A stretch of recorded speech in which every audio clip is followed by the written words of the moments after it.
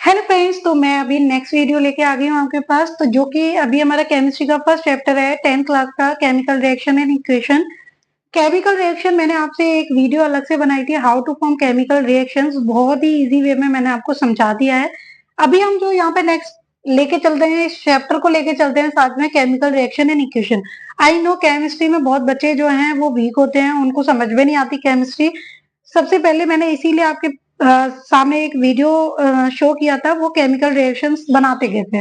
क्योंकि जब आपको वो बनाने आ जाएगा ना, तो आप इसको समझने में ज्यादा टाइम नहीं लगाओगे, क्योंकि आपको एटलीस्ट ये तो समझ में आएगा कि हाँ, ये केमिकल रिएक्शंस बन रही हैं, क्या होती हैं। तो यहाँ पे हम वो बात करेंगे। तो यहाँ पे नेम है चैप्टर का केमिकल रिएक्शन एंड इक्वेशन। आप सोचोगे ये मैंने शॉर्ट फॉर्म में क्या लिखा है, स्पेलिंग गलत नहीं लिखी है, मैंने शॉर्ट में लिख दिया है। तो केमिकल रिएक्शन एंड इक्वेशन क्या होती है, देखो सबसे पहले केमिकल रिएक्शन क्या होती है। जब हम कोई दो एटम रिएक्ट करते हैं और वो कोई अपनी प्रॉपर्टीज के साथ रिएक्ट कर रहे हैं और वो एक नया प्रोडक्ट बना रहे हैं विद न्यू प्रॉपर्टीज, तो उसको कहते हैं हम केमिकल रिएक्शंस। ठीक है। अब केमिकल रिएक्शन एक जैसे अगर हम इंग्लिश में बात करें तो आप कहोगे chemical reaction are the process in which new substances are formed. यानी कि नए सब्सटेंस बन रहे हैं, नई चीजें बन रही है। कुछ भी एग्जांपल में ले लो, जैसे हाइड्रोजन को ऑक्सीजन के साथ रिएक्ट कराओ तो वाटर बन गया। ठीक है। तो यहाँ पे हम यही पढ़ने वाले हैं, केमिकल रिएक्शन इक्वेशन। इक्वेशंस धीरे धीरे टॉपिक जो है बढ़ेगा हमारा। अभी यहाँ पे क्या है, जो हमारी केमिकल रिएक्शंस में ओल्ड जो कि केमिकल बॉन्ड होती है, ओल्ड बॉन्ड होती है, केमिकल बॉन्ड होती है, उनको हमें न्यू केमिकल बॉन्ड में कन्वर्ट भी करना होता है। इसमें इवन वो कन्वर्ट क्या करना होता है, वो बन जाती है। बहुत सारी रिएक्शंस ऐसी होती है जो कि आपकी लैब में होती है, लेकिन बहुत सारी रिएक्शंस जो होती है आपको पता ही नहीं चलेगा, आपकी डेली लाइफ में वो रिएक्शंस हो रही हैं। जैसे कर्ड, दूध से दही बनना, मिल्क से कर्ड बनना, ये भी एक केमिकल रिएक्शन होती है। ठीक है। तो यहाँ पे सबसे पहले हम एक रिएक्शन लेके बात करते हैं, जो कि आपके एनसीईआरटी में सबसे पहले आती है कि मैग्नीशियम को बर्न करो। मैग्नीशियम को बर्न करो। मैग्नीशियम का कलर कैसा होता है, सिल्वरी व्हाइट। और याद रखना, यहाँ पे आपको एटम्स के जो कलर है उनको याद रखना है।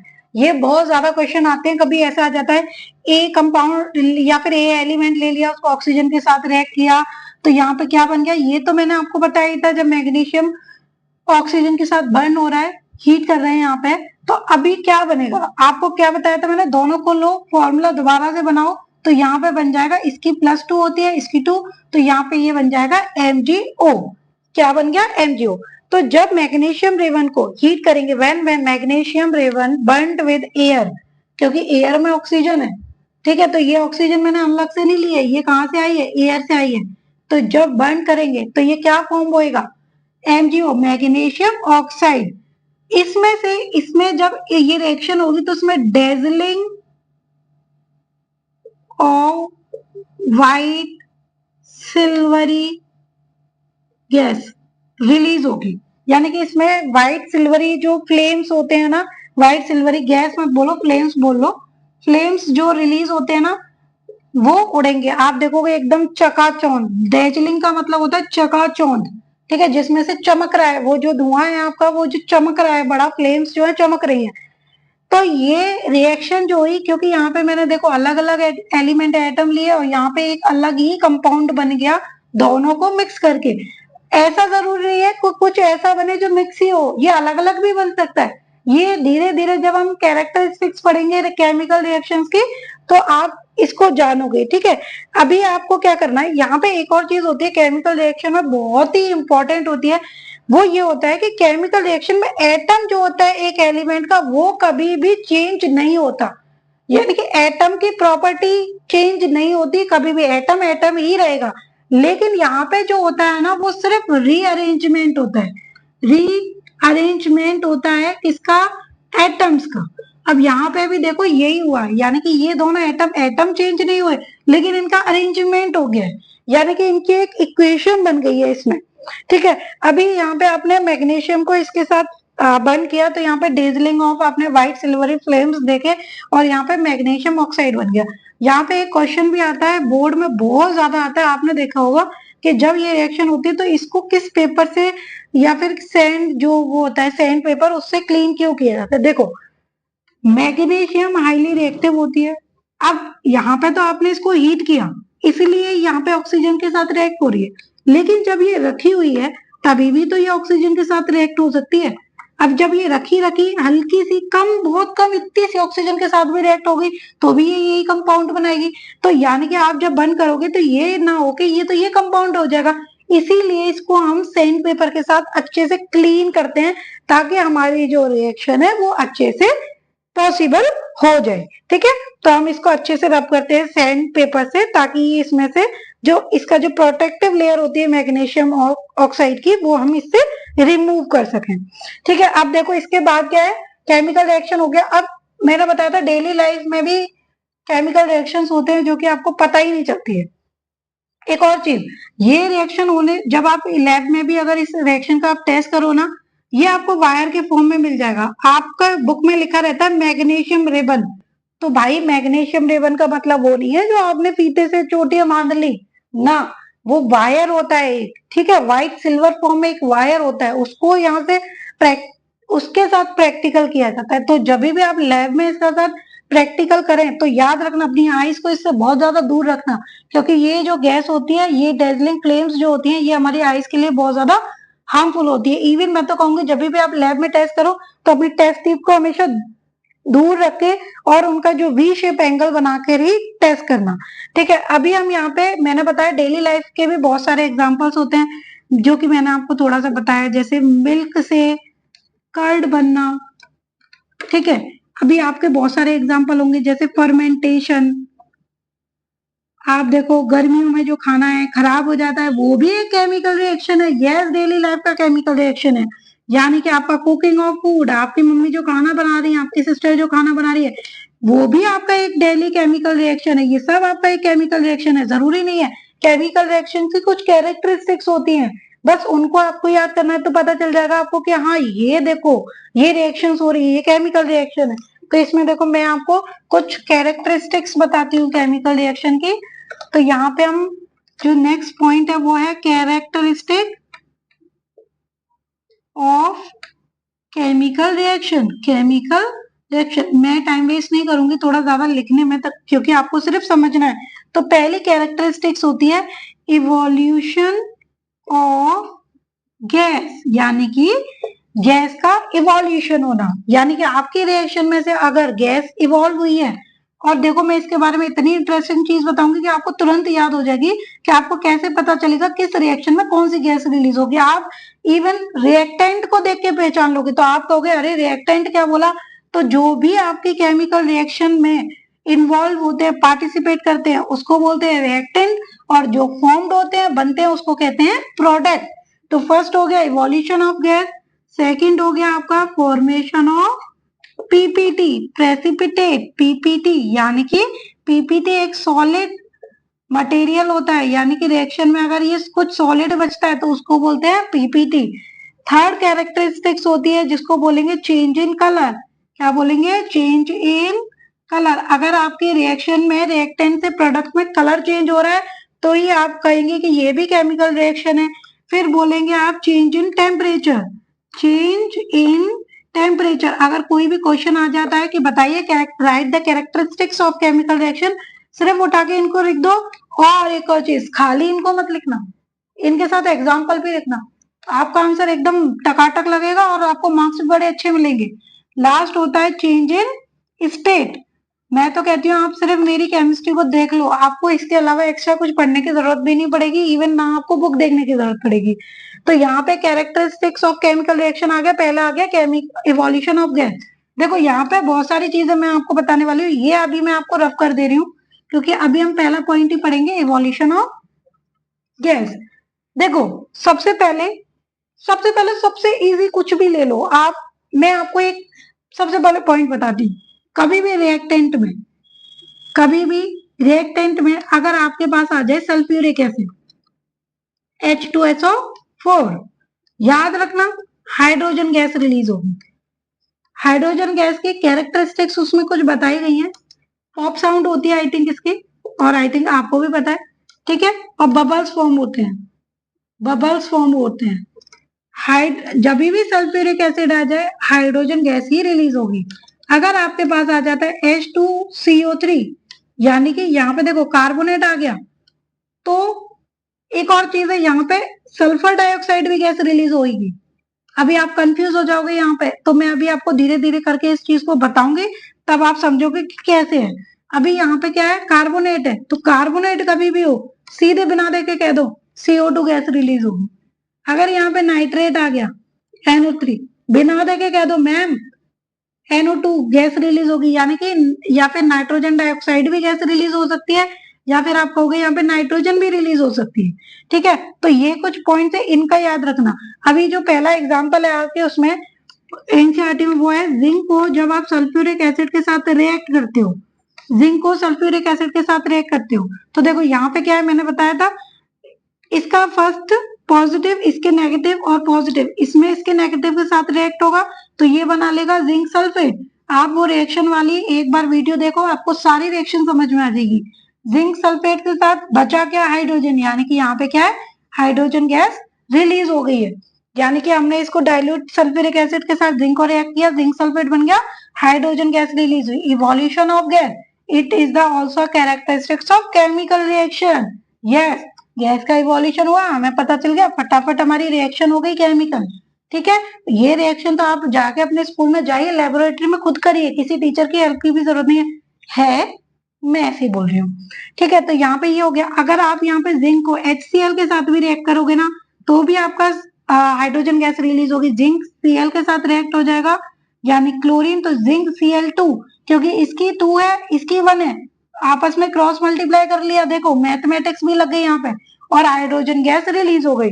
तो यहाँ पे क्या है आपका, गैसेस के इवोल्यूशन, यानी evolution of gases, it is also the characteristics of chemical reaction. Second point आ जाता है आपका, जैसे कार्बन डाइऑक्साइड वाला मैंने बताया था, तो मैंने बोला था कि अगर आप कार्बोनेट ले लो, क्या ले लो, कार्बोनेट ले लो, यानी कि आप सोडियम कार्बोनेट का HCl के साथ रिएक्ट करते हैं। चलो हम, अभी हमारे पास यहाँ जगह नहीं है तो हम इसको थोड़ा सा रफ कर देंगे। मैंने क्या बोला, सोडियम कार्बोनेट NaCO3, इसका क्या होता है 2, इसका 1, तो 2 यहाँ आ जाएगा NO2CO3, तो सोडियम कार्बोनेट को हम HCl के साथ रिएक्ट करा रहे।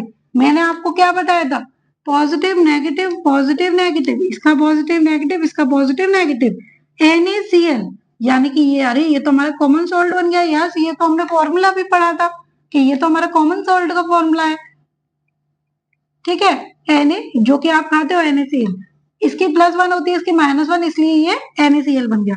अब यहाँ पे क्या आया, HCO3, यानी ये कंबाइन हो गए, ये तो HCO3 जब कंबाइन होगा तो ये क्या बनाएगा, H2CO3, इसका +1, इसका -2, तो H2CO3 हो गया।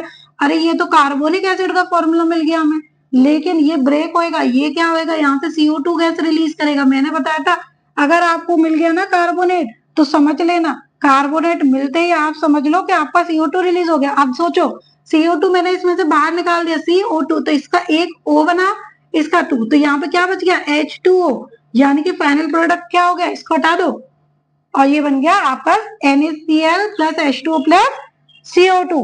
देखा कितना इजी है केमिकल रिएक्शंस बनाना, आपको लगता है कितना टफ है, ऐसा बिल्कुल भी नहीं होता। अब यहाँ से सेकंड, तो आपको इवोल्यूशन ऑफ गैस इजीली समझ में आ गया। अब ये आपका प्रेसिपिटेट, यस, सेकंड पॉइंट क्या था आपका, पीपीटी फॉर्मेशन। पीपीटी का मतलब आपकी केमिकल रिएक्शन जब भी हो तो उसमें कोई सॉलिड पार्ट होना चाहिए। अगर सॉलिड पार्ट है तो इसका मतलब क्या है कि वो वाटर में इनसॉल्युबल रहेगा, यानी कि कोई एक चीज ऐसी होनी चाहिए यानी कि जो वाटर में इनसॉल्युबल हो। आप एक चीज देखिए, आप ना जो डस्ट वाली चौक आती है ना, उसको वाटर में डिजोल्व करके देखिए और फिर उसको आप फिल्टर कर दीजिए, तो आपका पीपीटी बचेगा व्हाइट कलर का।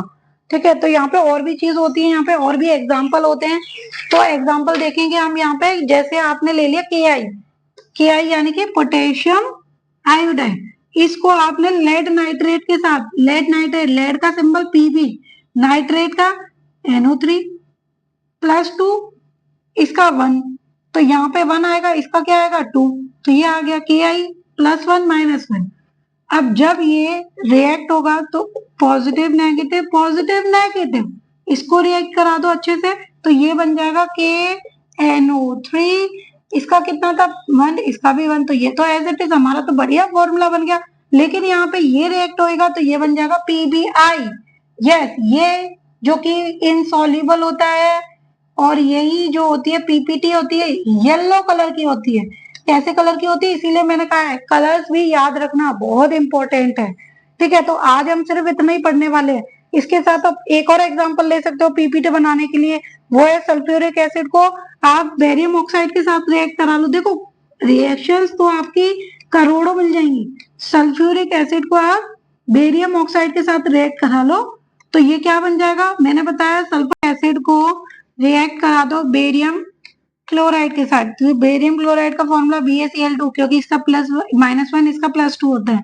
तो ये क्या करेगा, ये जो है इसके साथ रिएक्ट होगा, ये इसके साथ रिएक्ट होगा, तो आपका बेरियम सल्फेट बन जाएगा। बेरियम सल्फेट, अब इसकी 2 है इसकी भी 2 है, तो ये फॉर्मूला तो ये BaSO4 रहा। ये व्हाइट कलर का PPT बनती है, याद रखना। जितने भी आपके एनसीईआरटी में दिया है ये सब PPT इंपॉर्टेंट होती है। PBI येलो कलर की PPT बनी और BaSO4 जो है आपका व्हाइट कलर का PPT बनता है इसमें। अब PPT बन गया तो ये भी एक कैरेक्टरिस्टिक्स है आपकी केमिकल रिएक्शन की। अब इसके बाद आता है चेंज इन कलर। भाई इंपॉर्टेंट है, चेंज इन कलर भी आपकी लाइफ में इंपॉर्टेंट है। यानी कि आप ऐसा कोई रिएक्शन कर दो यहाँ पे कलर चेंज हुआ, जो कि मैंने ऑलरेडी अभी आपको बताई थी, याद करो। जिसमें येलो PPT बन रही थी ना, आप उसको ही सेम एग्जाम्पल में छाप के रख दो इसमें चेंज इन कलर वाले एग्जाम्पल में, क्योंकि वहां पे मैंने बताया था येलो PPT बन रही है।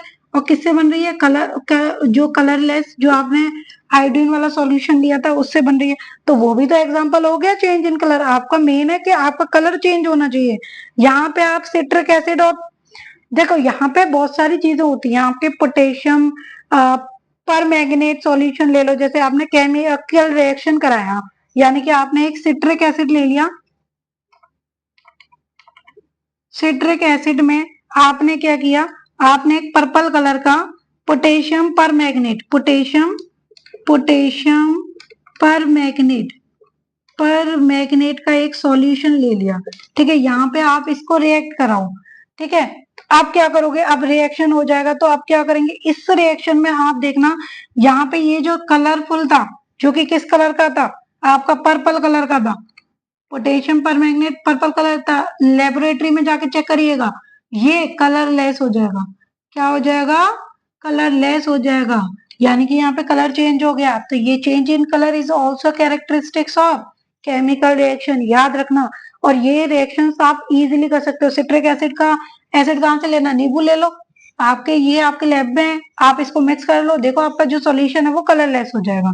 ठीक है, इसमें एक और रिएक्शन ले सकते हो आप, सल्फर डाइऑक्साइड गैस जो होती है और उसको आप रिएक्ट कराओ पोटेशियम डाइक्रोमेट के सॉल्यूशन से, वहां पे भी आपका कलर जो है चेंज हो जाता है। यहाँ पे क्या लेना है आपको लेना है सल्फर डाइऑक्साइड गैस को, आपको पास कराना है सल्फर डाइऑक्साइड गैस को, किससे, एसिडिफाइड